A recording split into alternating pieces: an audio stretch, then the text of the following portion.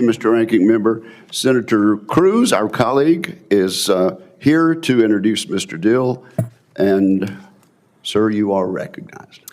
Thank you, Mr. Chairman, Ranking Member, distinguished members of the committee. It is great to be back before the mighty Senate Armed Services Committee. I greatly enjoyed the 6 years I served with you on this committee, and I'm very glad to be back.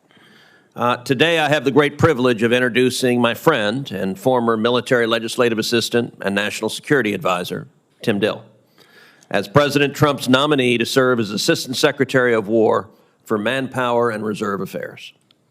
Tim was born in Grand Prairie, Texas, and although he grew up in Ohio, being a Texan is a permanent condition, and we proudly claim him. Only a small percentage of young Americans volunteer to serve in the Army, and of those who do, only 2% earn the Green Beret, and Tim is part of that elite group. He served 10 years on active duty as an Army officer in the Infantry and Special Forces, deploying in Afghanistan, Iraq, and multiple countries in Africa. During his service to our country, he earned the Combat Infantryman Badge, the Special Forces Tab, the Ranger Tab, the Pathfinder Badge, and the distinction of Jump Master.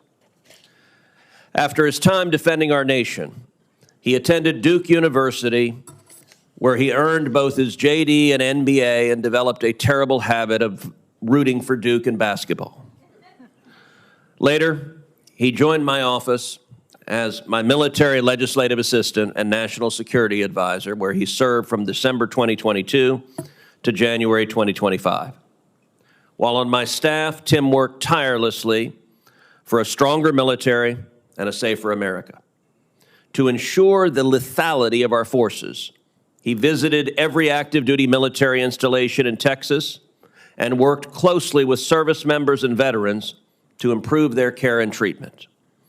Tim played a key role in numerous legislative initiatives, including the Americans Act, the Command Act, and the Medal Act, as well as leading authorization for additional funding for Joint Task Force North to counter transnational criminal organizations along our southern border. Beyond his distinguished service, remarkable sacrifice, and leadership in the Army, Tim is a man of great character. He is a warrior and a true patriot. He is a proud husband to Andrea and the father of two, who you have been hearing from this morning.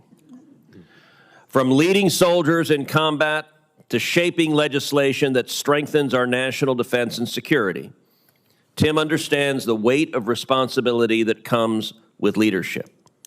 I know he will work every day to ensure our military remains ready to fight and win, and I'll tell you, on top of that, he actually has a decent post game in basketball, which is a requirement for working in my office.